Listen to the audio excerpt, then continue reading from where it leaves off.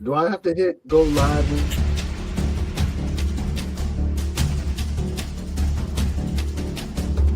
Purpose. No one can create your purpose for you. No one can tell you who to be.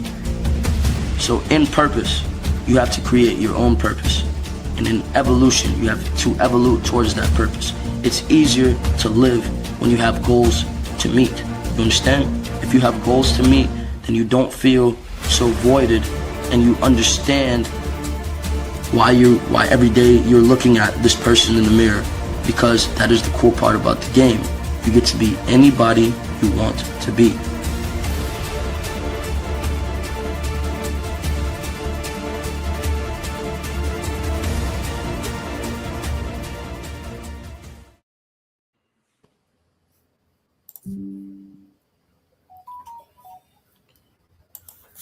All right, welcome. You guys are tuned into another Monday night super panel. We're here early. This is our new permanent hour at 8 o'clock Central Standard, 9 o'clock on the East Coast. Welcome to the Power of Ownership podcast.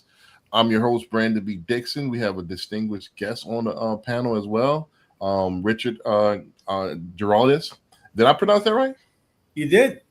All right, appreciate it. My pronunciation is getting a little bit better here. So I'm gonna have my guests introduce themselves. Then I'll introduce myself, and let my co-hosts introduce themselves as well. So Richard, as the guest, the floor is yours. Take it away.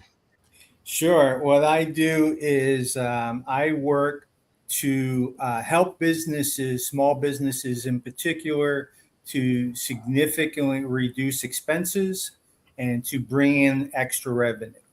I work a variety of different industries, but my main focus right now is I recently launched a grant services business looking to disrupt the grant industry by making high-level professional grant writing available to small businesses at a fraction of the cost of what traditional grant firms charge. Gotcha. And they can find you at your website here? My personal brand website, richardgiraldez.com, has all of the businesses that I do. Gotcha. And they could reach out to you via call or text as well? They can reach out to me directly at 833-379-9727. That's awesome. My direct line. Awesome. Well, we welcome you to the panel. Let's get the introductions out the way real quickly. My name is Brandon B. Dixon. My NMLS is 1541210. It's at Billionaire Loan also on all social media. You can go to my website as well, applywithb.com, where you can book me for a consultation, or you could apply for a mortgage right then and there. You can contact me 832-753-5541. You can call me 24/7. Also, www.brandonbdixon.com if you want to get with me on a real estate tip, whether it's real estate investing, you want to lease, you want to list, so on and so forth. HoustonCondoSales.com is up and running now. So if you want to get one of those high-rise condos, it's probably going to be my next thing I own. I'm seriously thinking about it. I don't know if it's going to be in the United States, though, but we'll go from there. And then last but not least, if you want to catch all the back episodes of the podcast, go to thepowerofownership.org. We have all of the previous episodes on that website. So who's next? Anthony, I think I got you next. All right. Happy to be here. My name is Anthony, aka the Mortgage Prepper. Not like a survivalist, more like a strategist, right? Someone that's going to pay attention and understand the playing field before they even step foot onto it. And what I do is I help empower people to secure their own legacies through prepared home ownership.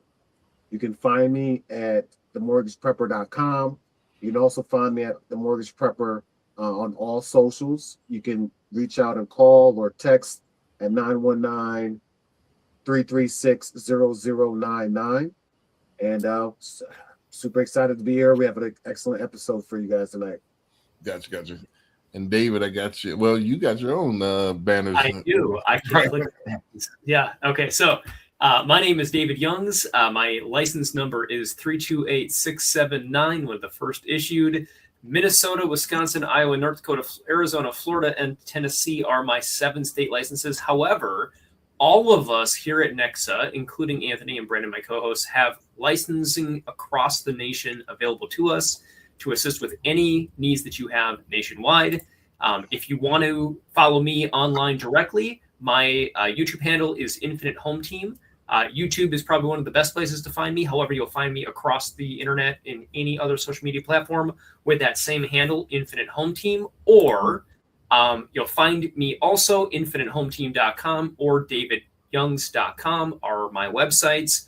Some videos about me, downloadable info, helpful graphics, calculators, all kinds of fun stuff there. If you want to schedule a conversation with me directly for anything at all, which includes that QR code link at the top there, davidyoungscalendar.com will get you to my calendar. If you don't want to remember any of this, go to this one site here, .cards/Youngs. Download everything into your phone in one shot, and you'll have all my contact information there. And just to kind of blanket over again, between me, Brandon, and Anthony for my co-hosts here, Nexa Lending is the largest mortgage brokerage in the history of the country. We have over 300 lender options just in residential lending alone, not including commercial and business lending as well. So tons of programs, hundreds of programs, all at wholesale interest rate pricing, and also one of the best in the industry in wholesale because we're the largest. Think about buying at Costco. You save money if you buy in bulk.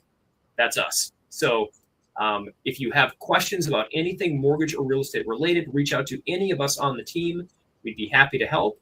And looking forward to the show. Also having Richard here as a guest and being able to talk through some business concepts as well on the show together. Gotcha. So if this is your first time tuning into the Power of Ownership podcast, not only we talk about ownership of homes, businesses, intellectual property, so on and so forth, but we talk about the whole diaspora of ownership, what it encompasses the mind, body, and soul. So all the nuances we talk about. And this week I had a lot of the same concept come over and over. So I'm like, man, I need to do a whole show about this, and this happens a lot in our business, believe it or not, in the mortgage business, because we deal with a lot of different personalities. A lot of our counterparts, which are realtors, have a lot to say a lot of times. And the main thing I see is they always blame other people. Not always, but let me rephrase that. A lot of times when anything goes awry in a file, it's always the loan officer. Some kind of way it boils back down to us for some reason. I don't know. So I was like, and I had a chit chat with one of my referral partners this week, and we kind of got on philosophy. That's kind of my thing, and just unraveling his mind, it's a lot different, and I wanted to do a show about this. I hope he's watching. I hope he watches on the replay. I hope he's watching, but we're just a lot different as far as the way I think and the way I attack life. And let's get into this first clip. And the first thought, my first thought is blame may explain your pain, but it cannot build your future. The moment you say my fault, you stop surrendering your power and take it back. So instead of my thing, I would always just say as a kid, when you point the finger, you got 4 pointing back at you, right? So I think accountability, whatever, regardless of what it is always the best approach. Let's go ahead and run the clip and let's go ahead and start the discussion. So let me know when y'all can see the screen here. Here we go.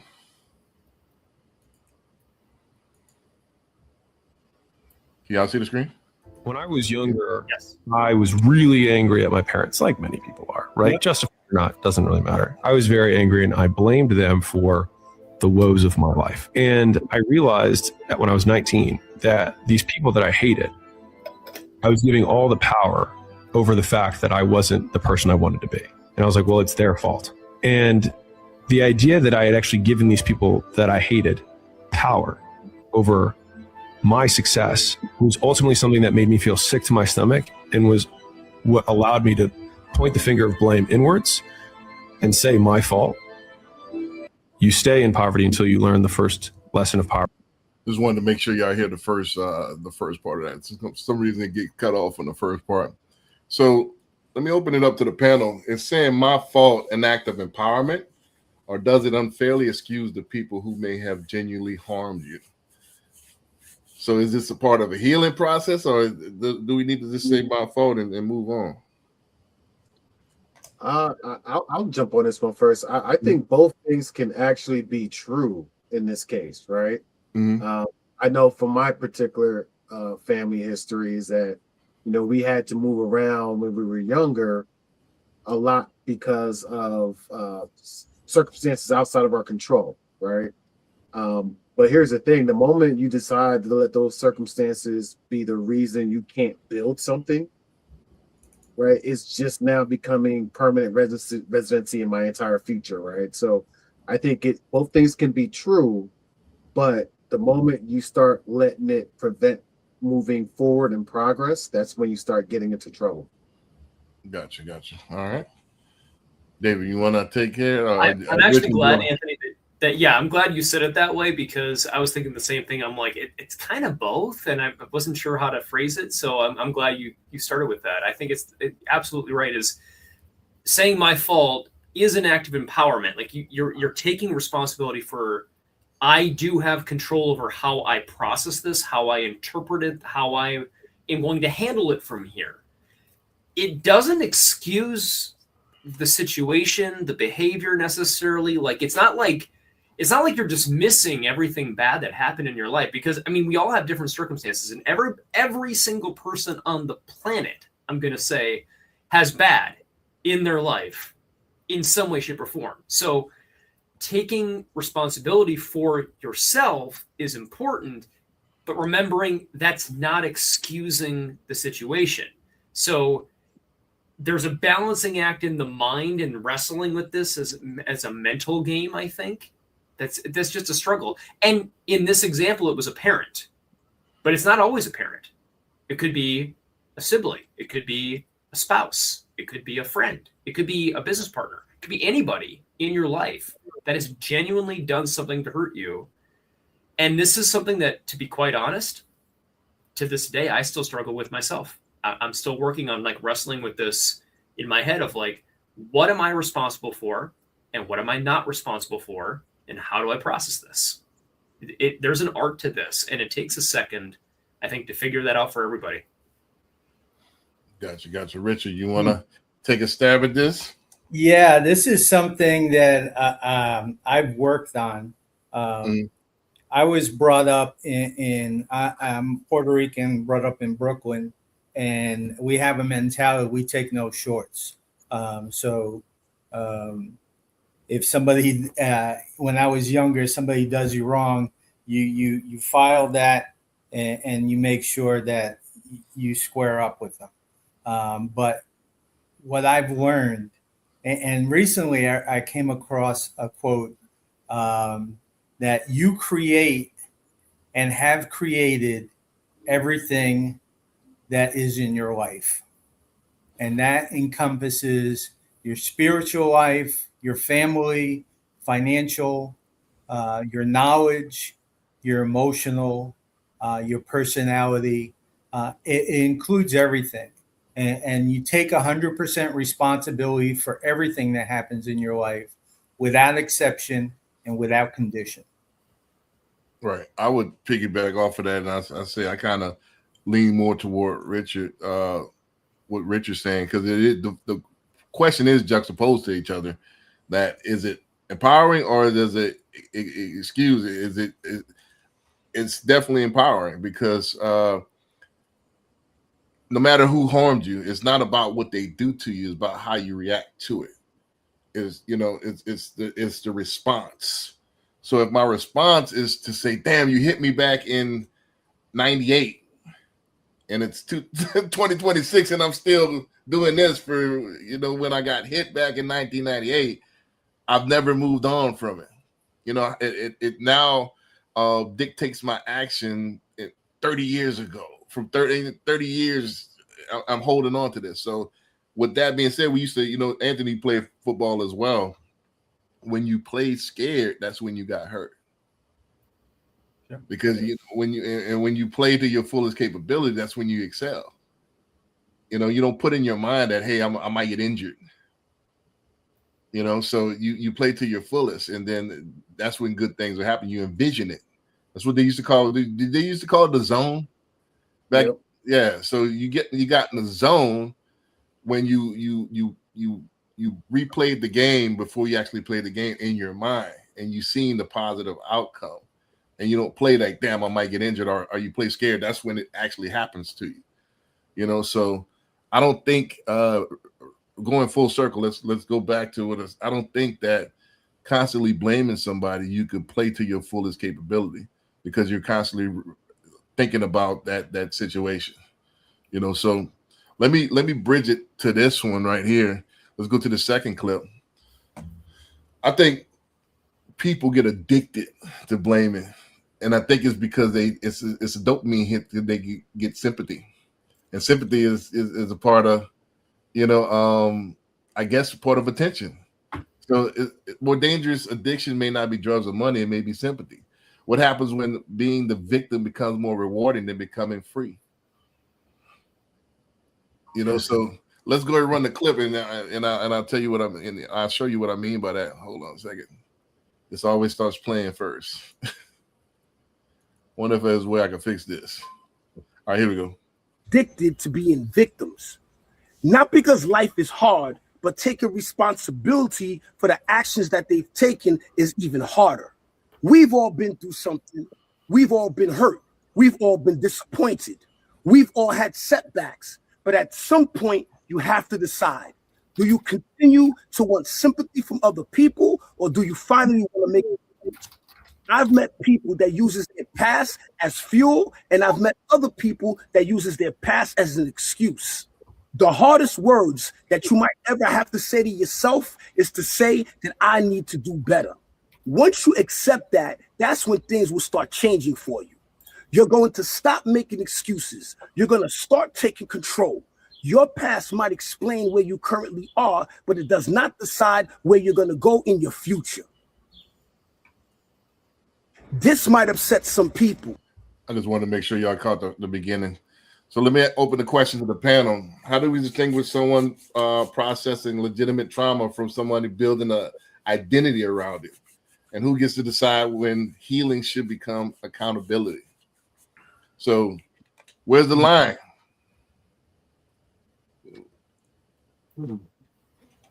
David, you want to take this one first? Can I? I just want to. I want to share. I want to be very careful with how I share this story. Mm-hmm. There are two people in my life I know, and by the way, this is not my wife. Just for anybody wondering, but two friends of mine that I know that had almost identical circumstances. Both women, both abused as children. One lives in her house and has never left.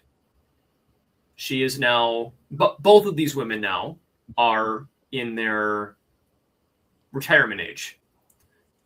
Never has left the house. Everybody, she's a victim. Everything is everyone else's problem. She has never been able to keep a job, never been able to get out and socialize. The entire world surrounds this. The other one that I know, it's almost identical. I mean, like, it's scary weird how, like, I learned about these two people that had the same circumstances, is socializing with everybody, enjoying life, loves life, friends across the board. Everybody loves this person. Same circumstances, completely different outcomes, completely different ways of viewing life. And I just, when I learned this and I realized the distinction between these two individuals, it just taught me a really strong lesson of, doesn't matter who you are and what you're going through, you have the power of ownership. You really do have the right to choose. What are you going to do with this? Life happens. What are you going to do? And I really am working hard to not be that person that blames other people for the problems in life. I really want to take ownership. And honestly, this podcast has really helped me, just because every week I'm reinforced with the same thing. So this has been a personal therapy for me of Right. myself. This is Like, our going through couch, this. right? Yeah. Well, and then after the show, of course, Brandon like lays into me. He's like, "Well, what are you doing with this? And what are you doing with this?" And like, he honestly, you've been a good friend, Brandon, just breaking this down for me, and I appreciate you for that. But I mean, I'm trying to take responsibility and ownership, and not have that same mentality of I'm not a victim. I can control. I can solve for my problems. I can take responsibility, but it requires stepping up and just having a different mindset. Mindset is critical. So anyways, I'll leave it there. I just wanted to share like two different people, same circumstances, Right. totally different results. Right.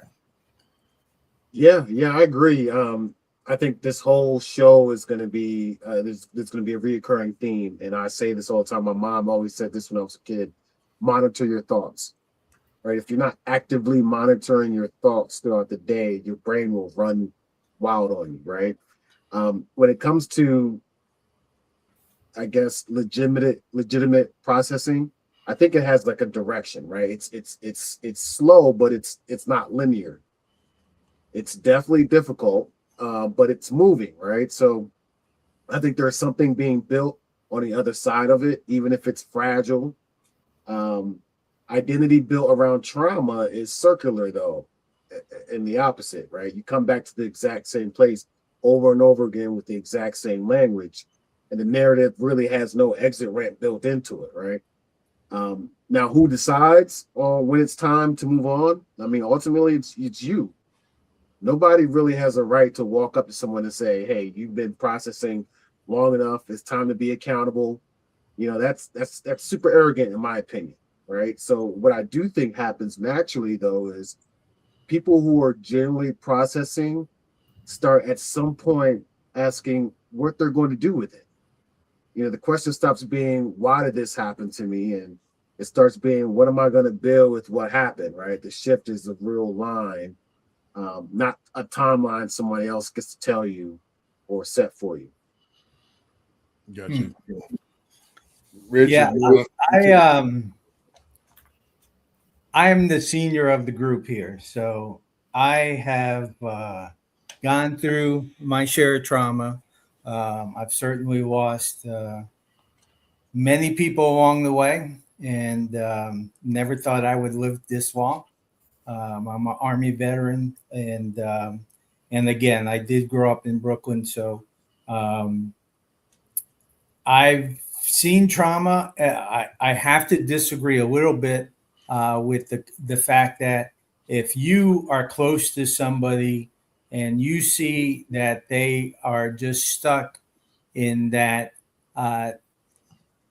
process, sometimes it helps to shake them up. To give some hard love, to bring them out of it. But I believe, you know, unfortunately nowadays there are a lot of that victim mentality going out there, that people, a large segment of our society are living on that. And I don't think that helps anyone. I think you ultimately attract what you put out there. If your mindset is very negative, you're going to attract that negativity. If you can turn it around, and I have been in periods of my life where very dark patches where I was stuck in deep depression, or whatever the case may be. But at some point, you need to, if you're not doing it yourself, either a friend or maybe some professional advice. You need to shake that off. You need to move on with life. You need to get out of that hole and take a step forward, because it's too easy to stay in that hole sometimes. I've had people that I really wish I held back and wish that I had stepped up and I didn't, and tragedies happen. And then there's other people that have been in the deep dark place and in trauma, and I've actually helped to help them take the step to move out of it. I'm glad you said that, by the way, because I'm thinking about the person that I just was talking about, and I just texted my wife and I said, hey, can we just show up, make that person go out to eat with us, kind of a thing, like grab dinner. I think that's a really good point. Sometimes we need to help each other get out of our own way. Gotcha. And this to answer, first of all, Richard, I appreciate your service. I didn't know you was an Army vet. My grandfather was an Army veteran as well, Korean War vet as well. So I appreciate your service. I think that how we distinguish between somebody processing it and when they build the identity around it, you judge a tree by the fruit that it bears. Like Richard alluded to, if everything is negative, and you have and you say, oh man, just my luck, and I know that something's gonna go bad, and like, hey man, you gotta, and like Richard alluded to, that's when I give that tough love, like, hey man, you gotta fix that, and that's when I think I identify you building an identity around it, because you're anticipating things. So there's healing. I get something happen or whatever, that's fine. But when you start to anticipate negativity, and that's when I have to step in, and I got to hold you accountable. Like, hey, don't you think it's your own thoughts that's generating this? Because you're looking for it. Like, we had a clip a while back that David curated that was from Tony Robbins. That he had was it Tony Robbins? The guy closed his eyes and he said, "All right, look, name everything brown in the room," and then and he said, "All right, well, tell me what's orange." He's like, I couldn't because I'm looking for everything brown. Yep. So if you're not looking for it. You're not looking for it. So if you're looking for negativity, it will definitely find you because you're focused on that. So. Well, and by the way, with that point, the whole thing was look for this. If you're listening to somebody saying, listen for this. So you're curating people that say around you, your friend group, your social media, everything that's saying, look at the negative, look at the negative. I went through this. I had this problem. This is what you need to do. And you're focused on that. You're focused on red. You're not going to see green or brown or another color because you're focused on red. So if you're stepping away from that and you don't surround yourself with that, now it's easier to step back 10,000 foot view, and now you can see everything. And you can actually look at this through the proper lens of, am I thinking this way? Am I thinking that way? Should I think this way or this way? So it was a really good video. I loved that the way he explained it was just really good. Go back and watch that episode that we played that clip if you guys want to watch that. Right, and it's like I told Dan Fouts today, are you looking for to qualify me, or are you looking to disqualify me? Exactly. If you're looking for negative things to disqualify me, you sure will find them. Yep. Yep. Our coaches here at the company, we need to exactly that same thing. Yep. We need to think about how do we get more coaches qualified and up and running, not how do we disqualify coaches. Right. If victimhood makes blame comfortable, business exposes its costs. The moment you blame the market, your team, your customers, you have surrendered control of the outcome. So let's go to this next, and you'll see what I'm talking about in this next clip. So let's go to this next clip.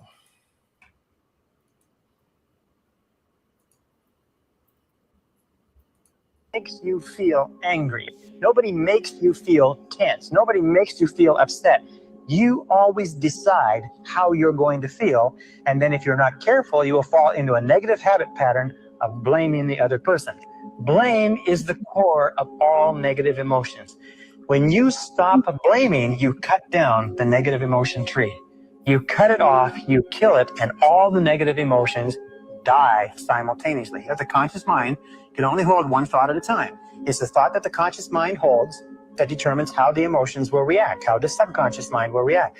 since it can only hold one thought at a time, what you do is you knock out the thought that is causing the negative emotion, the blame thought, and you replace it with this affirmation: I am responsible. I am responsible is the most powerful, positive affirmation you can use, because the instant that you say, I am responsible, you exert complete control over your emotional life.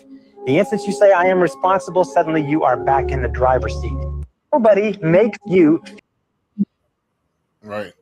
You're responsible for everything that you. I'm gonna tell this quick story. One of the first things I learned in management, because I've been in management basically all my life. I was watching this movie Bugs Life that came out in the 90s, right?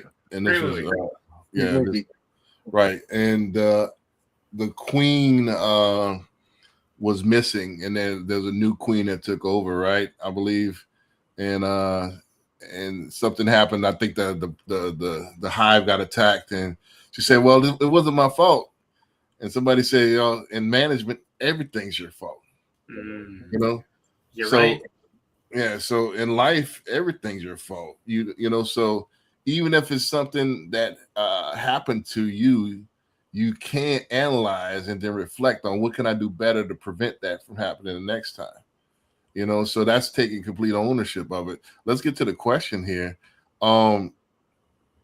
It's going to be, let's flip it to business. How can a business owner distinguish between identifying a legitimate external obstacle and using that obstacle to avoid examining their own strategy, decisions, or execution? Flipping it to business, because let's get it in the business aspect. We talked about traumas in the last clip. Let's talk about business as far as what we know. Is it the market? Is it the customers? Is it the media? We could do all kind of blaming, but maybe it's your strategy. Maybe you don't have a system to follow up. Maybe you don't have control of you're not landmarking your schedule properly. Could it be that? And I'll go ahead and open it up to the panel. Yeah, I would say, I mean, when it comes to something like that, what you're looking at is two parts, right? There's naming and identifying the obstacle, and then figuring out the strategy, right? So when your response to the obstacle is just renaming it, complaining about it, constantly talking about the obstacle, then you're trapped in that circular logic where you're not doing anything, you're not accomplishing anything. Now, of course, you have to understand and recognize the obstacle to create the strategy to get past that obstacle, right? Are you building relationships? Let's talk about the mortgage business, right? Rates went up in the last 18 months. Inventories, not where it needs to be. So are you just sitting here complaining about that fact, or are you adjusting your strategy and preparing yourself, to overcome that obstacle, right? Building a strategy around it. The ones that are just blaming this obstacle are just waiting for it to change on its own. That's not going to happen, right? The way I test it is it an obstacle or is it an excuse? Right? You ask yourself whether your response involves action that you can control. If yes, then it's an obstacle. But if your whole response is just waiting for something external to change on its own, then it becomes an excuse. Right. Gotcha. Yeah, y'all can jump in no particular order. Okay. I'll jump in. I spent years in sales and particularly in sales management. And you have to look at a business, even in a downturn of the economy, that particularly impacts an industry, even mortgages or whatever the case may be. If you look at 20 companies, they're not all doing the same. There's going to be the one that comes up with the strategy that overcomes that. You have to, again, take responsibility, even though there are outside factors that mitigate what's going on. It just means that you need to come up with a new game plan. You have to figure out a way around that obstacle or through that obstacle. Come up with a different strategy. because you can take 20 companies, and even in rough times, there'll be 2 or 3 companies that are outdoing everybody, and they're all dealing with the same situation. They're all dealing with the same economy. What is different is the leadership and the strategy that they're implementing. Right. Just to add to that, there's still X amount of millionaires being made every month. Yep. People blame the economy, people blame administration, people blame all this stuff, but there's still people that's winning right now. So David, I'll let you get before I. 100%. No, you're absolutely right. I mean, like, I was trying to look up the stats real quick. I don't know if everybody else saw this, but like realtor specific, just in the last few days here, a stat was released that now it's up almost 80%. It's 79 point whatever. And I was trying to find it quick, but I couldn't find it fast enough. Almost 80% of realtors did not close one transaction last year. 80%. That's a big number. I believe I'm it. assuming they want to, right? They want to close business. They're licensed. They got into the business because they want to close business, but they're not closing any business. So is it because of an obstacle of the market, which legitimately it's a harder market, 100%. But we have people in the industry, in both the mortgage and real estate industry, that are closing a ton of business. So is it the person? Is it the market? Is it something else? I don't know. I mean, like any argument could be made about different things. And I think everybody's really good at making excuses, and I am one of them. Like when I was watching these videos ahead of time, I'm literally thinking, to be honest, I'm supposed to be a co-host talking about this. I don't really have a leg to stand on here. I used to be a top producer. Like that right there. That's the Broker of the Year award in 2020 in all of Minnesota. That's not me anymore. Because I've bounced companies 4 times. I've had to rebuild my team multiple times. I'm rebuilding my CRM 7 times. I have so many problems and reasons for excuses. And Brandon, the other night, you held me accountable to this even, and you were trying to be a friend to me. And after our show, tell me, David, but what are you doing for this? Like, how are you doing this? How are you doing that? Like, which I appreciated, because I've been thinking about this more and more, and I'm like, I really, really, really need to do exactly this. Stop making excuses. Just take ownership. Take responsibility of what I can control and what I can't. And go. Just go. Stop being distracted by so many other things. And run. Right. I wish excuses was currency. I wish that when the bill collector calls and say, hey, we about to disconnect your lights, like, hey, all right, so here's the excuse for it. So and it's not acceptable. So that's not how this works. Especially with us as men, you don't get any sympathy. No. There is no sympathy for a man, because we have to earn our value. You're the one in charge. You have to lead. You have to run this thing. Not only you have to earn your value for yourself, but if you want to forge a family, you have to earn your value for a family. You're responsible for others as well. So if you're head of the household, you're responsible for that household.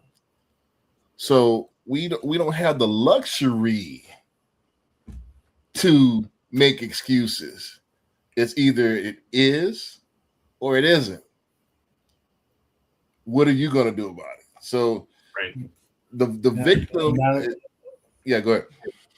I was going to say, no matter what the situation, the bills still have to get paid. Bills still have to get paid. I would say you mentioned the 80% of realtors haven't closed anything. I would have to say, even in a good economy, the breakdown is about that as well. Right. 80-20. That's what it is in pretty much any sales situation. real estate's a little bit strange in that you have a lot of part-time realtors out there who, don't really work full-time at it. But I think even when it's booming, you're going to find that most of the work is done by only 20% of the industry. That's because I think they think this is a lottery ticket. I think people come on both sides in our business, on the real estate side and on the loan officer side, thinking this is going to be a get rich quick. And keep in mind, by the way, if you look at the stats on the chart, it's 80% of realtors have closed none, but 5% or less have closed 10, 11, 12, like one a month in the last year. Like it's tiny. The stats are way skewed in our industry. It's a little better in the mortgage world because we have access to refinances and things like that too. But it still is very similar. It's not that different. Honestly, if you're closing, I want to make sure anybody watching this in real estate or mortgage, if you're closing even a few transactions a year, you're already elite. Right there. Well, I don't like that. Let me say okay, two things. I know what you're gonna say. Before you say it, you're already ahead of others. You're not elite. Let's back that down. You do not think you're complacent. Right. So I think this. I want to say two stories. Real. I think there is that this came out. I don't know if you know that they just changed this. I know in Texas. I don't know about nationwide. They just changed the grading scale. Now anywhere from 100 to 79 is a A now. No, it's 100 to 84 is an A. 84 to 64 is a B. 64 to 44 is a D. No, it's a C. 44 to 24 is an F. So now they're changing the grading scale. Now they're I remember in my day it was 94 was a B.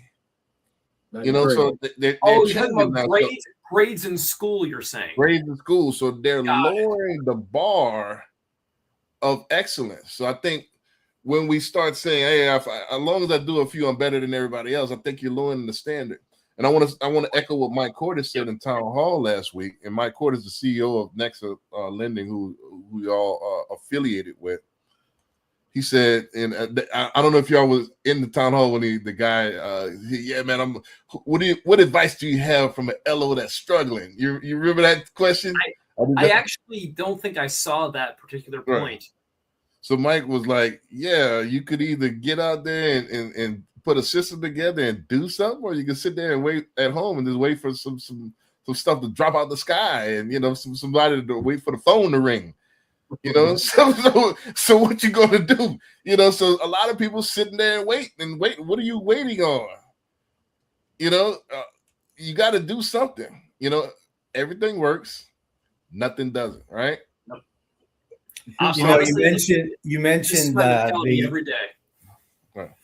You mentioned the lowering of standards in education, and that has gone.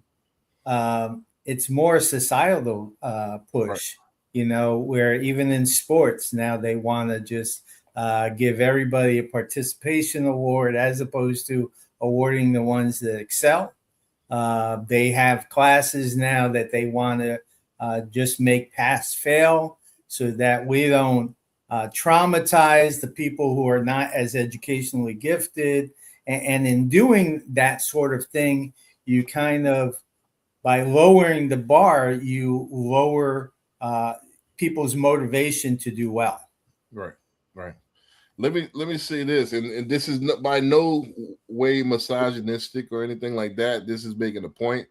We can't continue to make everything be girl push-ups. Yeah. We're gonna have to go back to old school push-ups, even push-ups on the fingertips.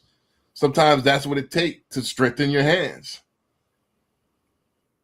That's what it takes. So everything as we start grading on the curve, I think everything's gonna slip down.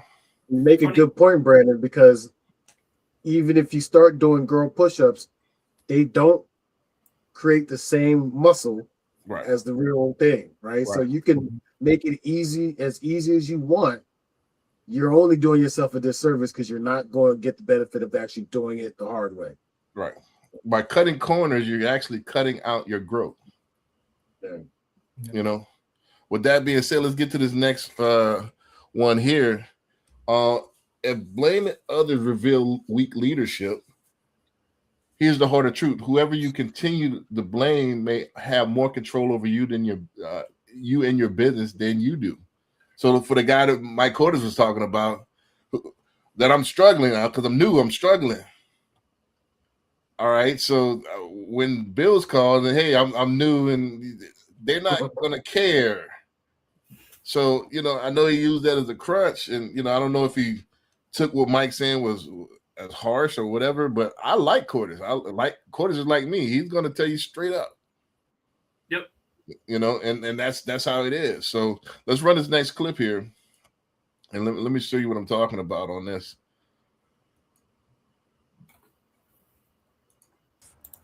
Just look at who you blame. It's so much easier to cast blame outwards. Your power follows the direction of where you point blame. So if you say, I'm this way because my mom didn't support me enough, I'm this way because my dad wasn't present, then guess who actually has complete control over your life? Them, or your perception of them.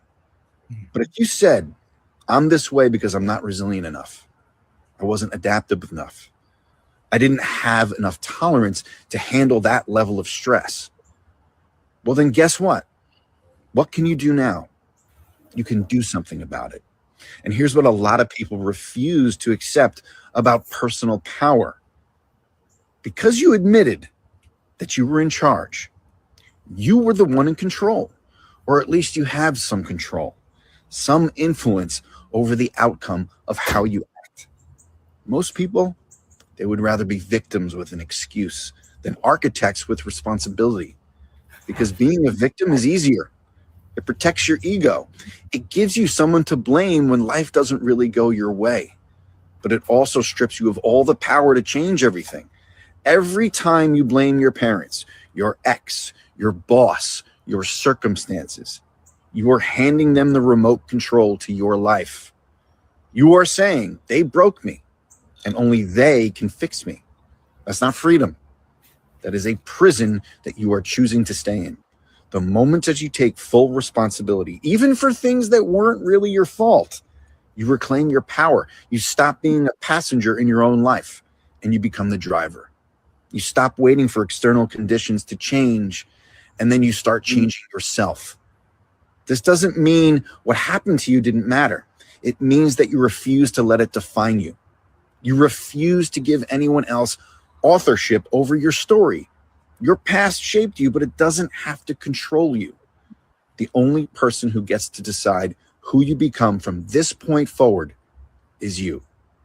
But only if you stop blaming everybody else and you start building yourself.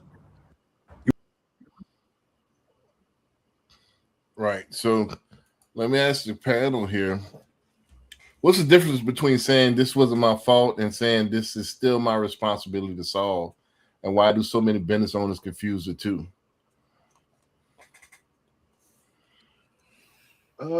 So I would say the first one, the first statement's it's more centered on the past, right? The second one is more of a commitment to the future, right? So they're not the same sentence, and they don't have to be connected.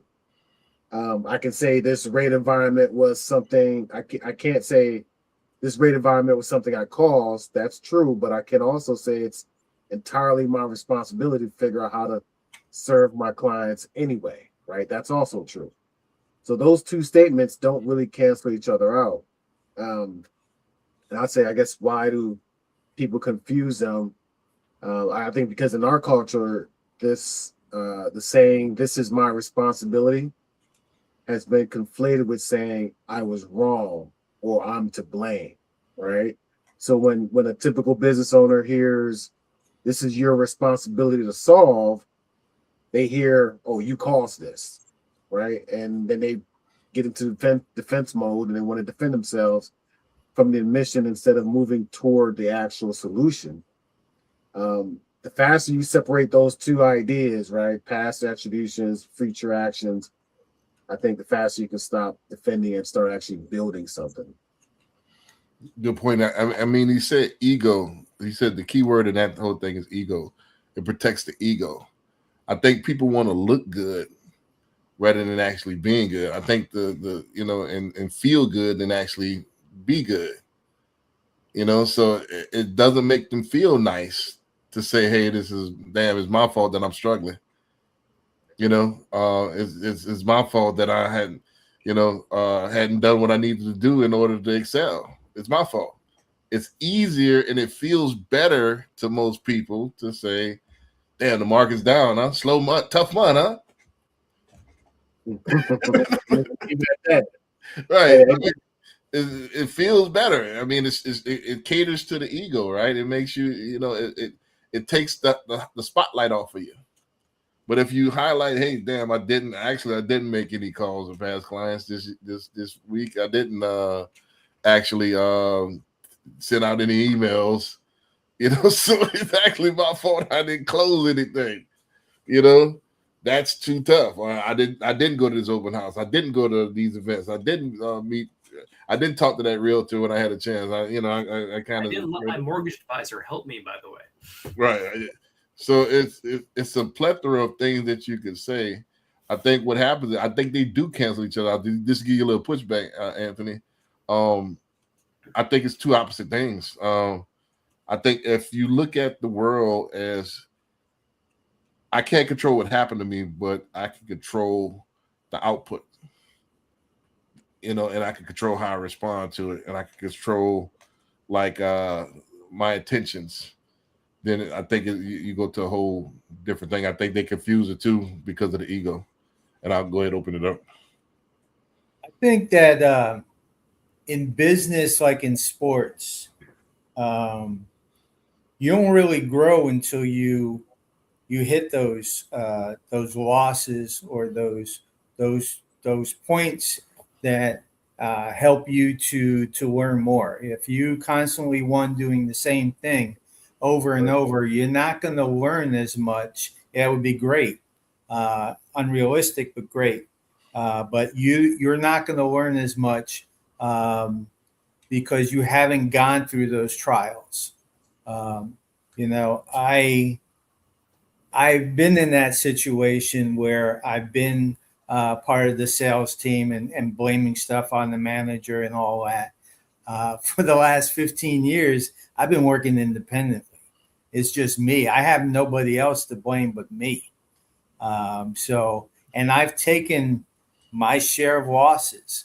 And what you do with those losses, you have to see, even when it wasn't your fault, you have to study the situation, see what portion of it you contributed to. And if nothing else, certainly learn from that and make your adjustments. But yeah, it doesn't matter whose fault it was, you still have to get to your goal. I think by putting it on somebody else, you take away your ability to make those corrections. If it was my responsibility, I'm going to do other actions to take charge of that. If I'm just putting it off on somebody else, well, then I can't control them. That was their mistake, and you're not going to grow from that. Yeah, I think this has been covered well. Honestly, I'm just doubling down on this is still my responsibility to solve. No matter what situation you're in, I still need to solve for the problem. I still need to take action. I need to do something, whatever it is. And there's a thousand different ways to skin a cat, right? Like there's a lot of ways you can do this stuff. Everything works, nothing doesn't. You can try different things, but you got to double down on something or a couple things and go and take responsibility for what you can control. And arguably this bleeds into, we're talking business specific here, but this bleeds into other areas of life too. If you have a struggling personal life, financial situation, emotional situation, all kinds of other things going on that impact this, it's really easy to say, oh yeah, I'm taking responsibility for my business, but not in everything else. And then those other things now become the excuse, which without realizing it can become the excuse for the business, which I think personally, speaking from experience here, that's been my biggest struggle. Is there's a lot of things going on in my world, my life over the last few years that have affected my business. And in turn, I'm taking this and turning it into a business concept of, well, I'm struggling in this area because of this, but am I really? Or am I taking ownership here, but not over there? And if I take ownership of both or all 10 things, because it's not just one or two things, it's usually 10 things. If you take ownership of everything, then it's easier. But if you're only taking ownership of one thing or two things and not the rest, then it makes it harder. So I think my main point landing that plane is take ownership of everything, which is our end video that we now have been launching, which I love that video. That's something I'm trying to personally work on, is take ownership of everything. My sleep, my eating, my habits, my family, my spirituality, everything. Take ownership of everything. If you do that, everything else in business gets easier. Right. And we have a clip coming up about that here, about kind of what you're saying. And I want to say this. I want to say, if I had time, I was going to play the clip, you know, and that was like a treat. But I'll go ahead and explain the clip, because I don't know if I want to play it, because it was like a fight video, you know, and it was a fight video, and it dawned on me. I think you should play it, honestly, but I might play it, but I don't want to get flagged at the same time. No, good call. Good call. It was a family show, but it struck me like I hadn't had a fight in 30 years. But the guy that was doing the meta commentating on it, the talking head video, he said, "This is a classic example. If you don't train, you can't fight." Mm-hmm. You know, so as a man, you are the protector and a provider. So if you can't protect yourself, you can't protect the wife, you can't protect a family, no matter how old you is. That's an excuse. So why are you not actively training? That's like me not playing the piano for 30 years and then hopping in, let me do a concert. Even though I might know how to play the piano, I'm dusty, I'm rusty. So if I'm not actively training, somebody could come with me right now. I might think my reflexes are not the same as they were when I was a teenager. Yep. So that's part of that. And just to piggyback what you're saying, that's ownership of everything. What I put in my mouth, what I put in my mind, who I surround myself with, who I, as far as getting in shape, as far as training. We used to do stuff like that. We used to lift heavy stuff. And I got a clip coming up about that. We used to do stuff like that. Now we done got we've been doing girl push-ups on everything. Yeah. So let's get to this one right here. Actually complaining. This next clip is about complaining. Complaining is a bill your business pays without receiving anything in return. Every minute spent defending an excuse is a minute stolen from building the solution. So complaining, and we all know those that complain. I've never seen in my life a complaint that actually just turned into currency. You can't, complain yourself into prosperity, without any action. Right. And to add to that, Brandon, is that a lot of people don't realize there are people watching you, right? So it's not just the time you spent complaining. That's compounded, right? Because you're not just spending a minute complaining. you're spending a minute complaining and training everyone around you that's watching you, your family, your friends, the people you're supposed to impress that might provide an opportunity for you later on, right? You're training them that in your life, complaining is an acceptable response to a problem. But once you build that culture, I mean, that bill gets too big to change, right? So you got to watch out. Complaining will destroy bridges that you don't even see are in front of you yet. Right. Let's get into this clip about complaining here. Let's run this one.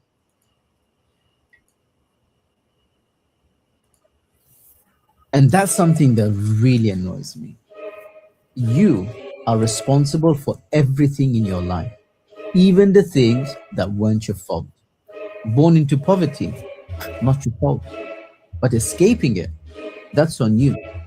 Bad economy, not your fault. But adapting to it, that's on you. Your country has no opportunities, not your fault. But creating your own opportunity, that's on you. I know it sounds harsh, but here's the truth. Blaming the economy won't build your wealth. Blaming your country won't open any doors.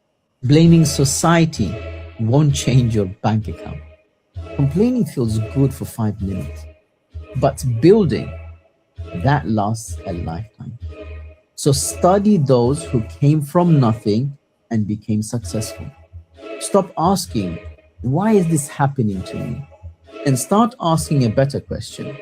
What am I going to do about it? Stop blaming what you can't control and start investing in the one thing you can, yourself.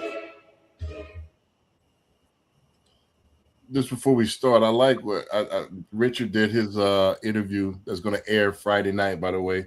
And one of the common themes that he said is, you know, everything was investing in itself. Complaints is something that actually is actually like I said, a bill. That's actually something that you're leaking out. Is actually taken away from your productivity. Let me ask you this: can complaining ever be productive in business? And what must follow? Hold on, let me finish the question. I love where your head's at because I'm thinking the same thing. And what must follow it for the complaint to become leadership instead of temporary emotional release?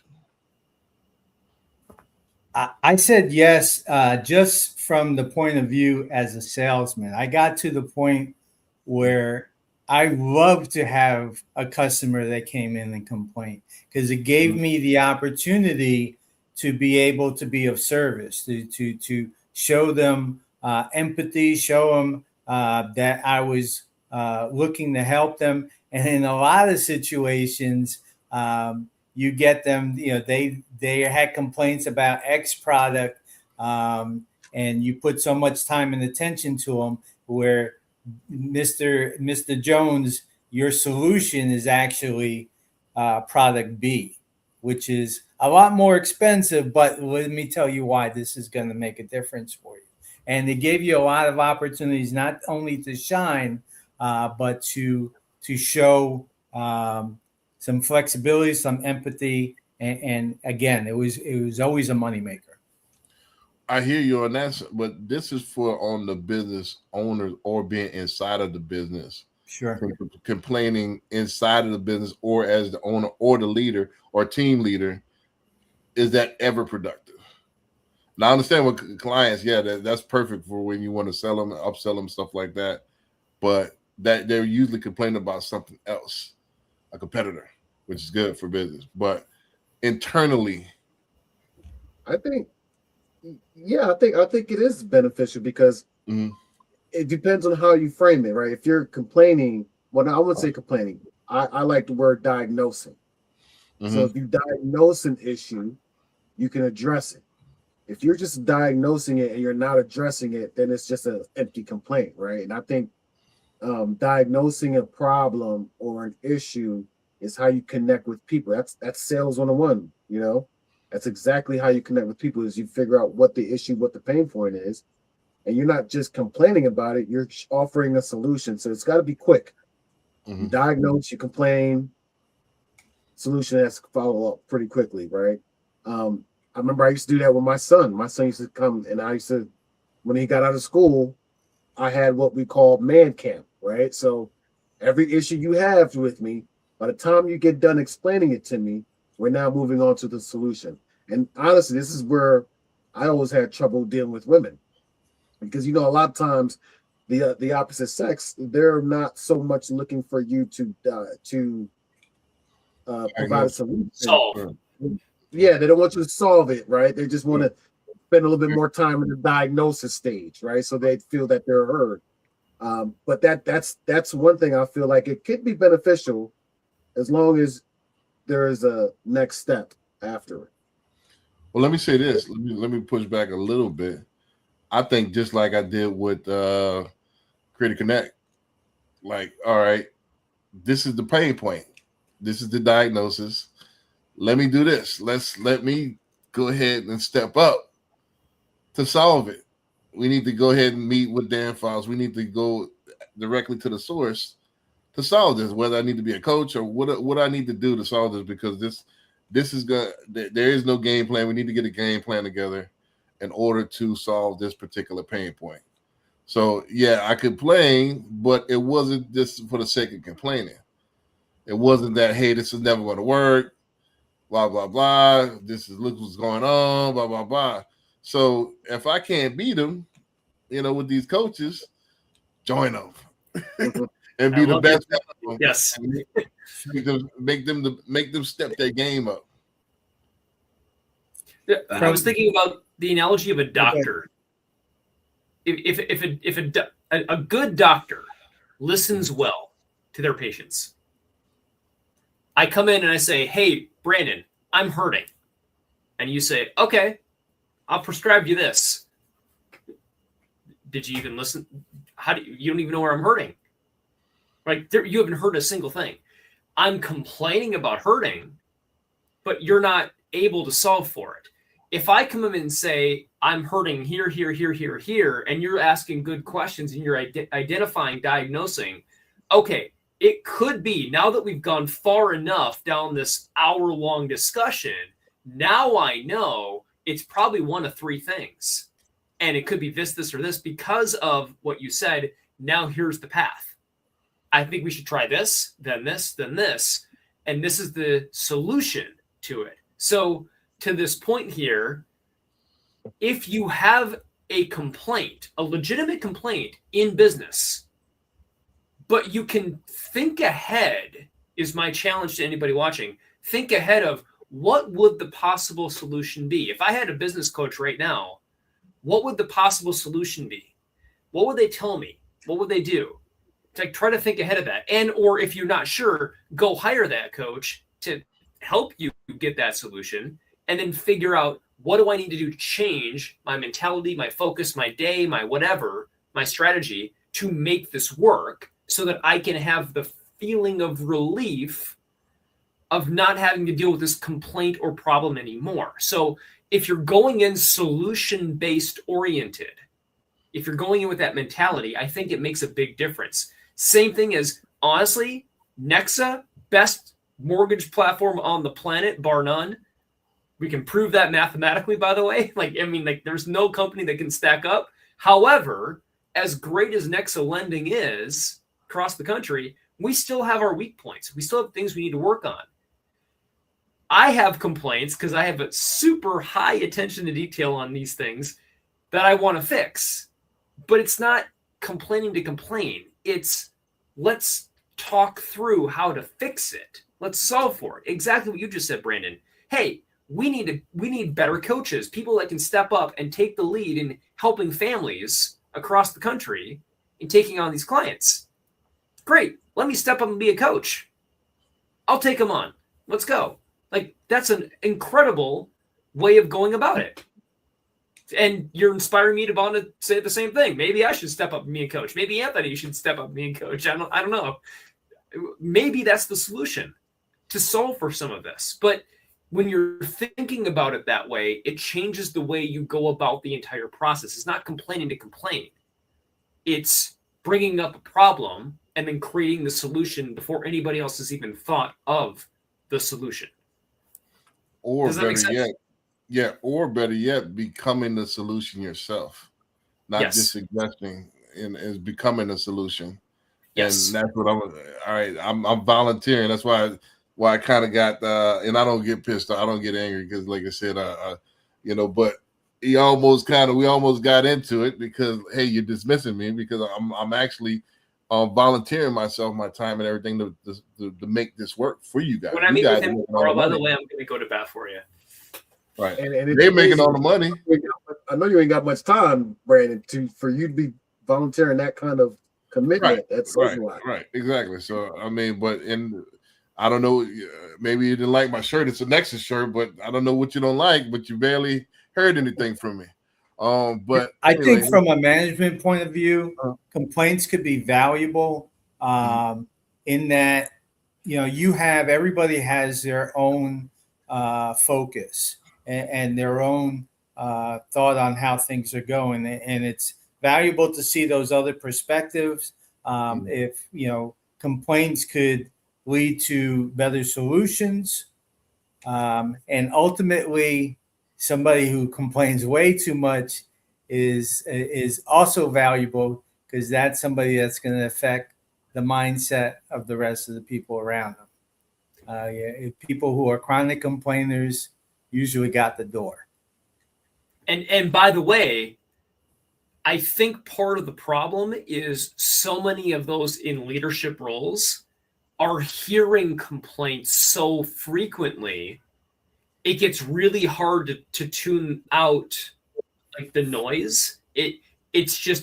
Everybody complains, they all bring it up, everybody wants to get to that leadership person to make a change, but they don't have anything to have a solution based concept here. It's just complaining to complain. So I think a lot of people at the top get exhausted by this and they shut it down. So that's my theory, honestly, Brandon. Like even today, there's so many people that have brought these concepts up that it's just shut down of like, oh yeah, sure, it's another thing, it's another whatever, and it's not thought about in the same way of, wait a second, this guy actually, Brandon, knows what he's talking about. David, Anthony, Richard, we know what we're talking about on this topic.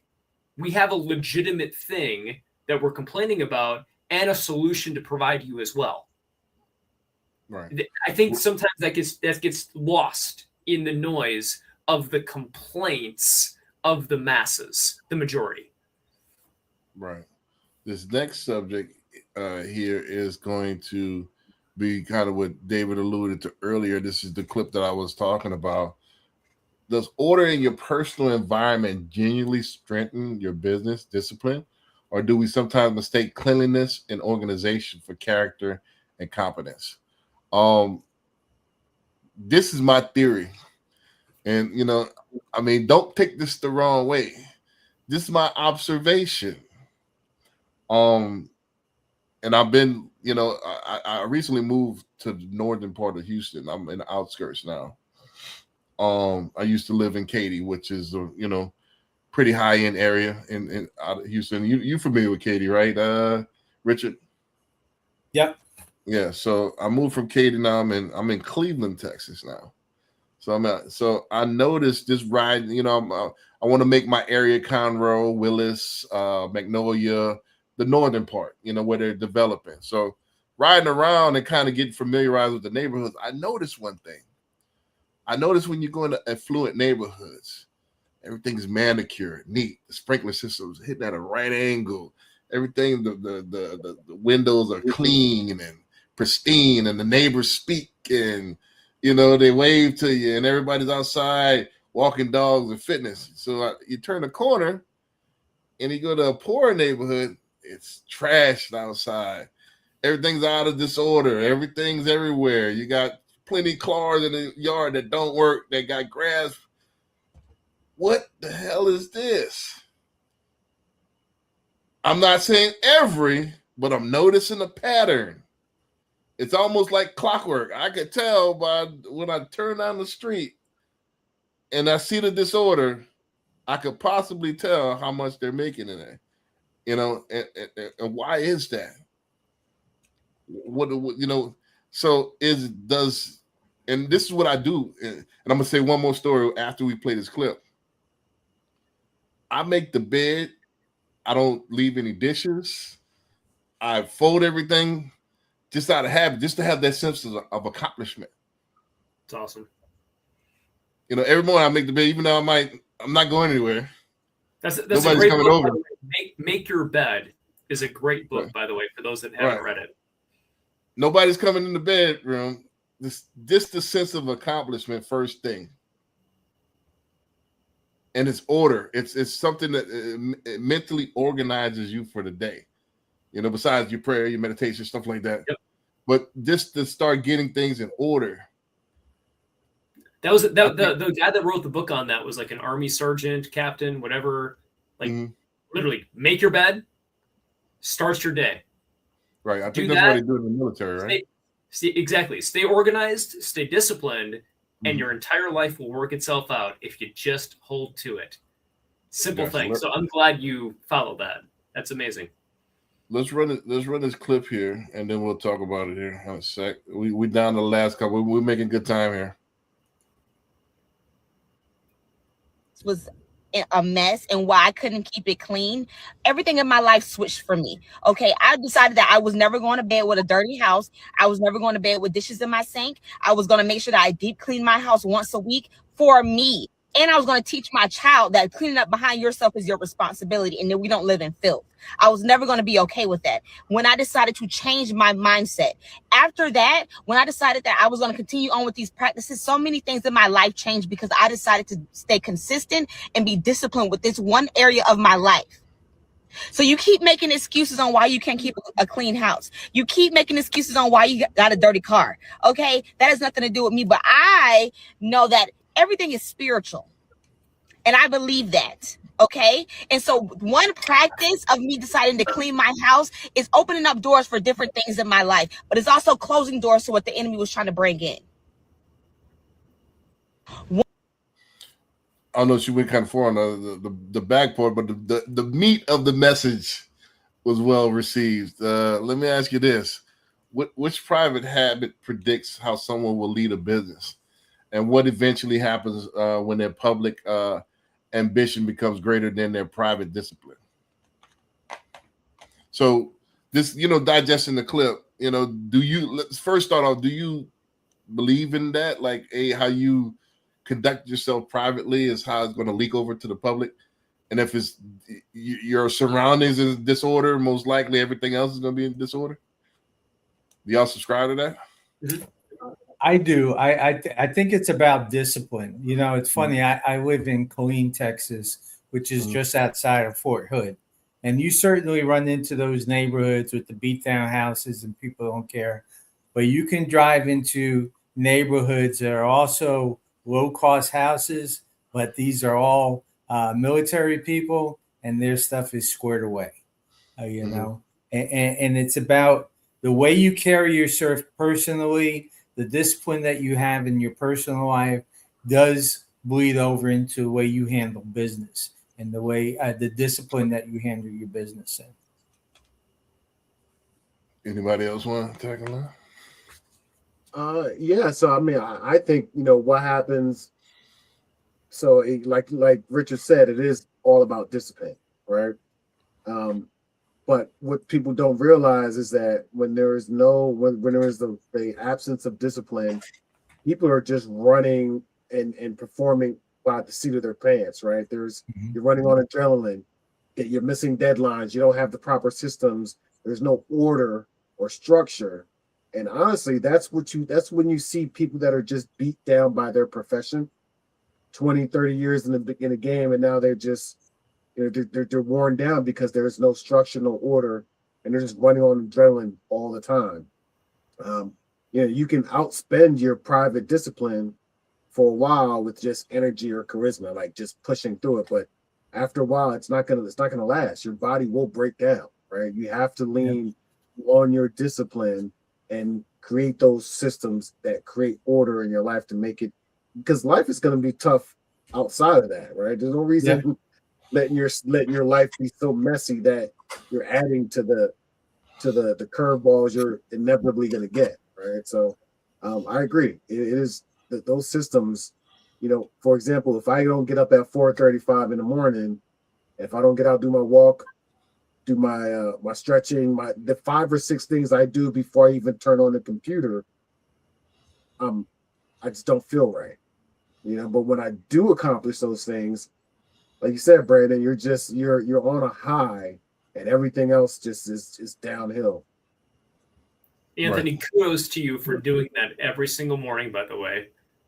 I mean, I'm not perfect. I hope that I got that across, right? Doing the best you can to fulfill that dedication you've committed to yourself of like, I want to do this.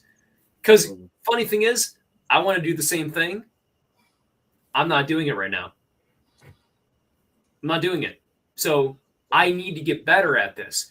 But the problem is I have other things in the way that keep getting in the way of this. So, I mean, you asked the question, which private habit best predicts?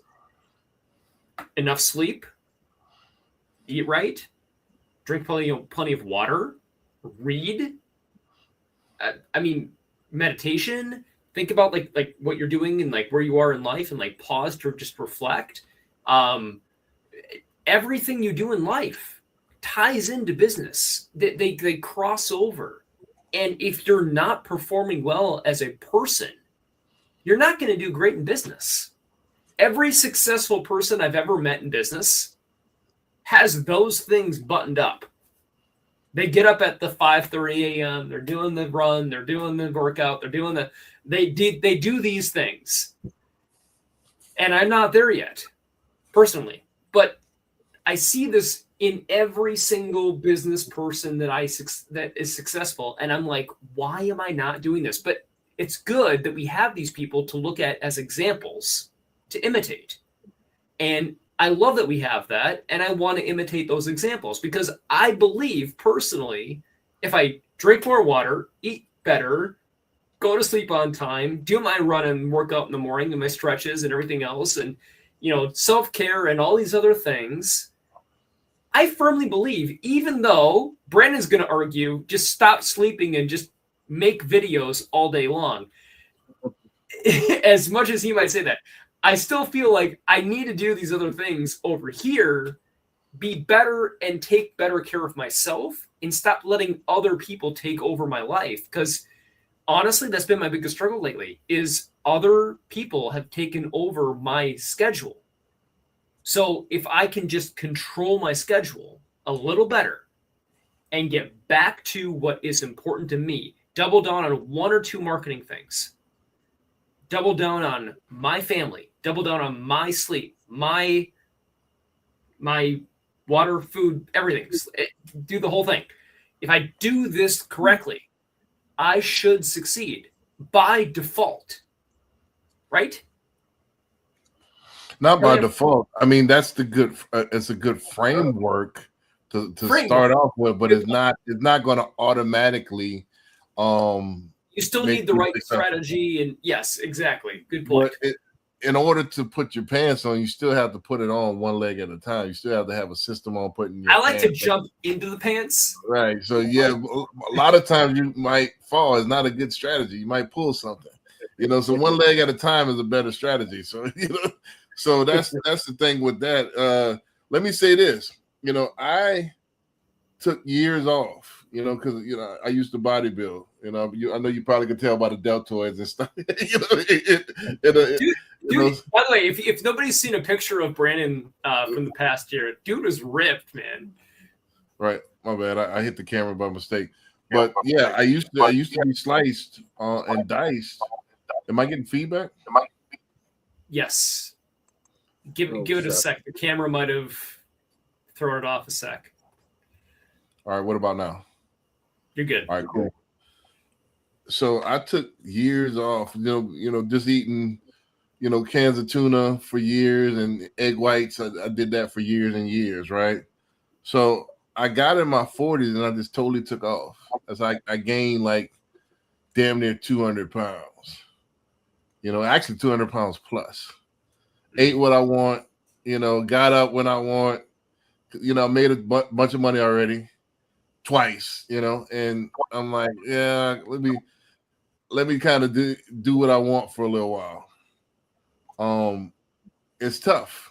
The biggest thing that impacts me is that people don't respect people that's overweight. I don't go into the same respect, and nor should I. I'm taking responsibility. Why should I get the same respect that, you know, even though I'm successful in business, I don't look like it though. And that's what hold on. Let me finish the thought. Let me finish the thought. So even though they're wrong, it's still a perception. It's still a perception. So it might not be wrong. You know, in this particular world, in the society, they want show me. They want to see it. So that's why you see most business people are in shape. You know, they look the part, and it just is what it is. I'm making it harder on myself. So now that I've been on the right path now for the last month, I'm down almost 40 pounds now. I've been getting up, doing my workout. That's why we pushed the show up, getting up, doing my workout, just eating my protein, no carbs, stuff like that. I'm almost back like I need to be. Everything's clear. Everything is back on track. Just making those adjustments, like kind of owning my schedule, owning myself, and actually doing the right thing actually sets everything else up as far as mental clarity. Does that make sense? Yep. Sure. So I'll go yield the floor. I want to just point out, every single person out there has their flaws, weaknesses, whether they're apparent or not. It doesn't really matter. Getting to know you better, of course, Brandon. I know we've talked about this before. That is something that is a personal thing for you of like, I need to do better with my health. That's a personal thing for you. For me, that's something I want to do, but it's not necessarily my focus for me. Like, every single person is a little bit different in how we approach this. Nobody's perfect. Nobody's doing this exactly right. Everybody's got their struggles and things going on in life and things we don't even see of family and friends and relationships and other things going on in life. Personal habits, personal weaknesses, trauma, like we talked about earlier, like just things that are happening in life that cause people to think the wrong way. And that's, I think, I don't know if that's the theme, because I'm always guessing at the theme, by the way, personally. Actually, it's the opposite of the theme. Yeah, we could succumb to all of this stuff. We could succumb to, right. Hey, I'm depression. I got mental health issues. You could all of this stuff that I think this is a cope. Yes. Regardless to whom or what, regardless to what, every month bills are going to be due. That family still needs to be protected. You still need to be at your optimal best, because you never, as far as mentally and physically and spiritually. So you need to be at your best. Nobody is in charge, or no, you're not entitled to be at your best. You have to earn it. How do you earn it? I earn it by doing the right thing, by waking up on time, getting enough sleep, getting enough water. All of these things is earning that health, earning that mental clarity. You have to earn it. So he's not giving it to you.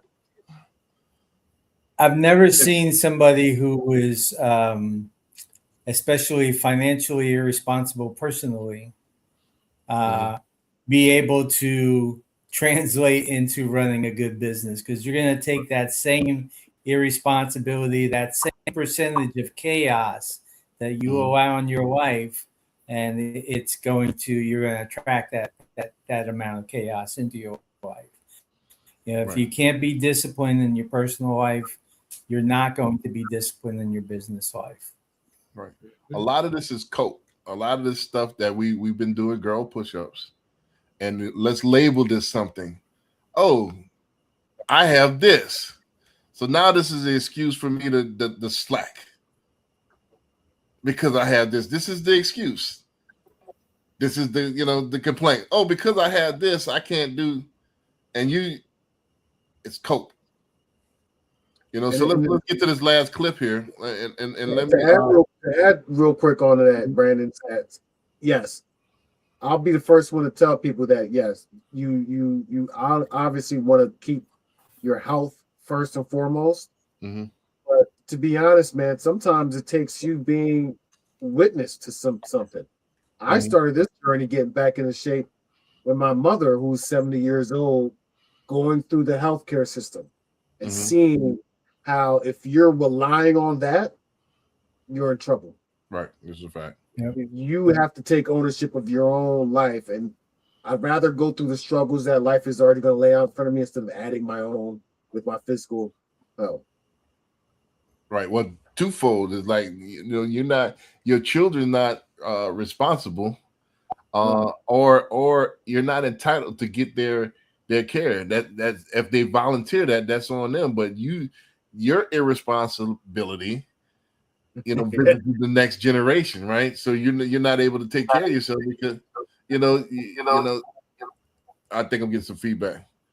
Or you didn't plan financially. We had a visitor from a guest a while back that was David's past client. That's what he did was insurance for that stage before you went into private care. So a lot of people don't plan for that.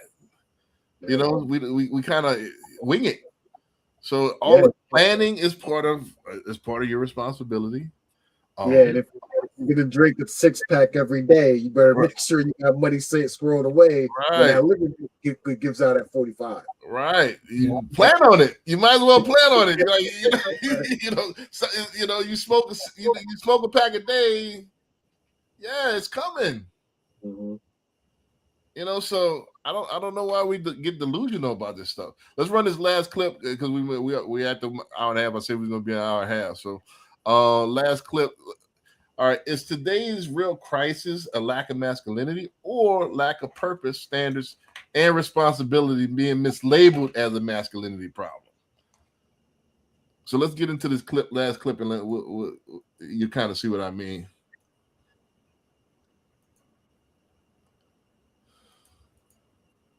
Room. They sit at home, play video games all day, don't work out, don't dress well, and live off fast food and excuses. Yeah. No discipline, no pride, no edge. So of course women are struggling to find a good man. Yeah. Most of them didn't evolve, they opted out. Yeah. Back in my day, men went outside, they lifted heavy things, they ate beef, eggs, butter, real food, not protein bars with ingredient lists longer than a receipt. A man's body looked like he used it. His hands told a story. His posture said, don't test me. Men took responsibility seriously. See, testosterone doesn't disappear by accident. It dies when men choose comfort over challenge. Yeah. When they trade iron for screens. Yeah. A weak routine creates a weak man. And weak men create chaos in relationships and families and society. And the truth nobody wants to say out loud. Masculinity didn't become toxic. Inactivity did. Hello, it's your favorite. All right, so that's a good way to end it. Can a man effectively lead a business, family, or community if he cannot lead his own daily routine? And what separates genuine masculine strength from aggression and performance? I don't know about the second half of the question, but the first question, the first part of that is real. If you can't take control of your own life and your daily routine and everything, your ownership, how can we lead families and lead communities and lead a business? It all ties together, right? Absolutely. It comes I down feel to sorry for there seems to be a push, and there has been for the last couple decades, of downgrading masculinity, feminizing children, so that the strengths of masculinity are downgraded and they become softer. I found the people who are growing up have gone through almost a training process that started through school and through society, where that is, masculine strength is kind of almost looked down upon these days. Toxic. Right. Yeah, And I I don't think. want to get. Oh, Anthony, go ahead. All right, so I was going to jump in here. So I've noticed in the last couple of years there is this dichotomy or fight that they've staged, masculine, feminine. I don't think it has anything to do with any of that. It's discipline, right? Because a female or a feminine person can be disciplined just the same way as a masculine person. So if we stop framing it as masculine and feminine, I think it's just discipline, because without that discipline, your standards start dropping, right? And then we talked about this earlier. If we start to remove those standards or lower those standards, it requires less and less discipline. And then both sides are losing, right? The men are losing, the women are losing, because a woman still has to be disciplined in her life in all areas, just like a man has to be disciplined. Now our roles might change, they might fluctuate as time changes, as the world changes, but it doesn't mean the level of discipline has to change. As long as we keep that discipline up where it needs to be, the roles will take care of itself, in my opinion. Right. This is not really about man versus woman. I'm saying, as head of the household, we are the leaders and the examples. So as we go, the household goes. Right. So if we became inactive and not doing the things that we used to do. I'll give you an example. They say an 18-year-old has less testosterone than a 50-year-old in the 1950s right now. This is studies, you can look that up. So they're saying an 18-year-old today has less testosterone than a 50-year-old did in the 1950s, right? Yeah, that's the problem. Huh? They're not outside running around playing. Right. The lifestyle is different, right? Everything. The food is terrible. The food, right? it's a combination. Inactivity. I mean, it's even in my day, back in I'm probably the second oldest, probably Richard. Richard, I'm right behind you. I just look young. What I mean? So back in the day, we had Rambo, we had Predator, Arnold Schwarzenegger, and these big buff guys. Yeah, were the superheroes. Now you get these guys that's all kind of soft and skinny, and it's not the same level. Like guys used to be guys, and I'm not making this a man versus woman thing. What I'm saying is that testosterone is that hormone that makes you do things. It's the intent hormone. You got to get up. It makes you want to do something. Competence. Is it make and you got to do something. And I think we got too wrapped up in comfort, and that's what everything we said today. We don't take responsibility because it hurts the ego. It's uncomfortable to say it's my fault. It's not. It doesn't feel good. It doesn't feel good to actually stop complaining and let me go ahead and volunteer more time that I don't have to go ahead and be the solution. That don't feel good. It's not comfortable. So we run from it. We lack What was that movie you talked about? What that I keep bringing up? On the movie. The movie where everybody's just dumb and not paying attention. Oh, Idiocracy. Idiocracy. Yeah, I'm telling you, there's a conscious effort to make us less competent, less accountable, weaker, more mentally weak. Like that. There's that's the theme. Although that might be true, we can't use that as an excuse. Well, yeah. It's all right. What are we gonna do about it? I'm gonna tell you what I'm gonna do about it. I'm gonna look the part. I'm working on that now. I'm done with the fast food and the comfort living. And I'm gonna not only talk the talk, but I'm gonna walk the walk. And I'm gonna show people through digital and throughout the community. I can't do everything, but I can start with the community that I established, right? And let me go ahead and be the leader. Let me be the example, because men are ahead of the business. Well, not all business, but been the head of the household. And then once you master that, you could be a head of the community in a business, right? But it starts with the house, right? So until you get your own affairs in order, you're gonna be spinning out of control. Right. I'm gonna throw out there. I'm gonna say nothing on most of the topic here. As a Bible instructor, all of this was actually said would happen. Exactly what you all just said was going to happen, and it is happening. So I'm not really surprised by it. This is what the society has become.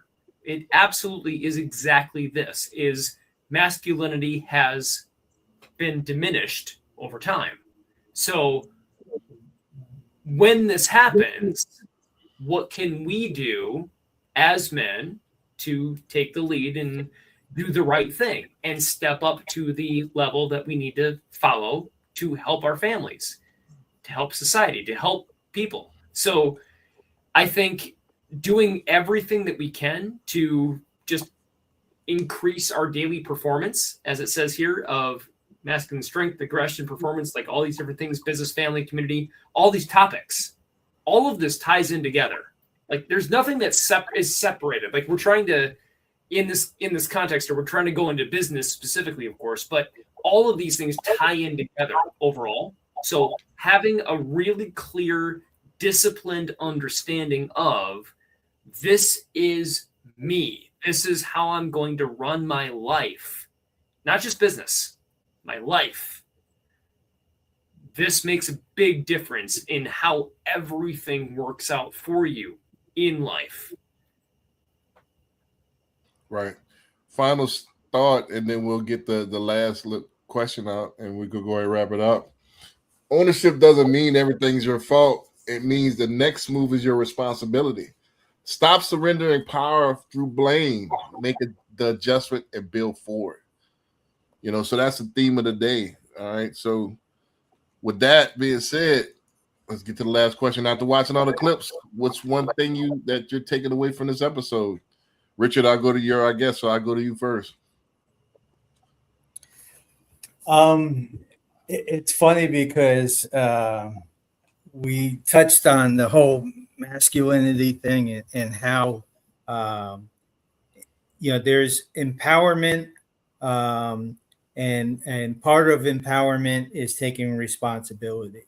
It reminded me, I wake up, I do a little bit of work before I go to the office, and I always like to listen to some motivational video on usually YouTube. And this one was, what you need to do is you need to be a beast, and you then have the discipline to be able to dial that down, but you need that side of you. And I believe that you have to have that strength. You have to have that ability to overcome and to not just roll over.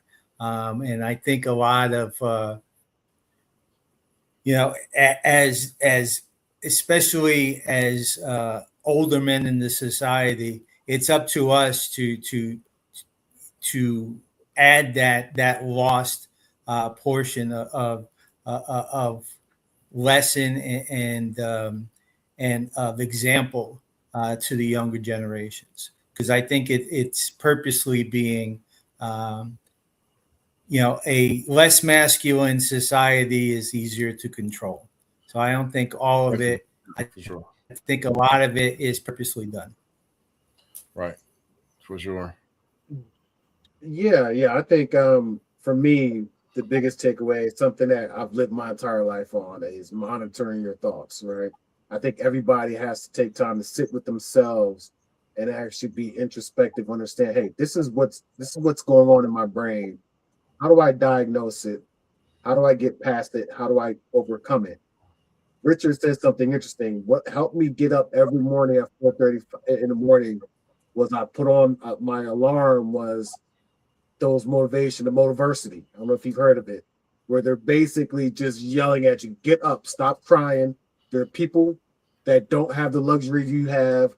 Stop whining, stop being sorry for yourself, get up and go get it, right? That kind of motivation helped me out. So not only is it on you, but you're also have the ability to leverage other things to help you along the way, right? That's what makes humans humans. We're excellent tool users. So you find what works for you and you use that to push you through. Monitor your thoughts actively. That's important. That, I think, has been the best advice I've ever gotten in my entire life, and it applies everywhere from top to bottom, right? In your relationships, in business, right? When you have a deal that you're working on, if you're monitoring your thoughts, you're not getting too committed, right? You understand how to play it cool. So I think monitoring your thoughts, taking ownership, and also being aware that when you take accountability, it can be a depressing state. You got to be prepared for that, because when you say it's my fault, and then you have to look yourself in the mirror and say, I only gave 65%. That's why I'm where I'm at today. And if you're someone that can't overcome that, you'll get stuck right there. You won't get to the next step. So understand that accountability is not easy. It will be difficult, and it's not the full. That you have to keep going, powering through that to figure out how to operationalize and get to where you want to be. Right. You know what's interesting about what you just said, Anthony, is that changed my perspective. Which, by the way, waking up, I posted this on Facebook the other day. This might be my next buy. It's a gun that shoots in your face to wake you up. So I put that on Facebook. I'm like, this might be my next purchase. Like, wake up, like shooting at me. But that's it. My biggest takeaway is, honestly, I need to do better, more self-talk. I have my ideas in my head. I have a lot of thoughts, a lot of things coming at me, but self-talk, like literally in the mirror, in the morning, like talking out loud. David, where are you at? What are you doing? What do you want to accomplish today? What are we trying to accomplish with this client, this situation, this business strategy, whatever it is, your family, your wife, your spirituality, whatever it is, talk to yourself and figure out what's going on to identify or diagnose, coming back to the doctor point, diagnose the problem. So you're not complaining just to complain, but complaining to yourself for the focus of finding a solution to the problem. And then with the solution, now you're like, hey, thanks, David. I just figured out the solution with your help, David. Now I can go do the thing. So self-talk, talk to yourself in the mirror, and have more one-to-one banter, I think is really going to help me personally be able to figure out what I need to do next in certain categories. Because I have a lot of ideas, a lot of solutions to the problems, but I don't know which one to execute most of the time. So I think talking it out loud with someone who knows better than me, which is probably me not judging, is a good thought. So thank you. Gotcha. And just to read the comments, Jason's, what is it, Hagen? Said such a good conversation. Thank you, Jason. We appreciate it. Also, if you could hit that like button and follow us, I definitely appreciate that. But I appreciate all the comments. Thanks, buddy. As well. So with that being said, we're going to end it off from here. Let's go ahead with the outros. Richard, you want to tell them one more time where they can find you? Yes, my passion right now is working to help as many businesses to get their share of the $800 billion in annual grant funding. You can get a free grant assessment at grantstream.ai, and my other personal brand website with the other services I provide, which include medical billing, health benefit expense reduction, business funding, and one of the best business loyalty customer information programs in the industry, which you can find at richardgeraldes.com. Gotcha. All right, we definitely appreciate you stopping by, Richard. Anytime you want to come back on the panel, let us know. And we're going to go ahead and sign off for this week, and we'll see y'all next week. Appreciate it. Peace. Okay. Bye then. Take ownership. Don't make excuses. Don't blame any other person or any other thing.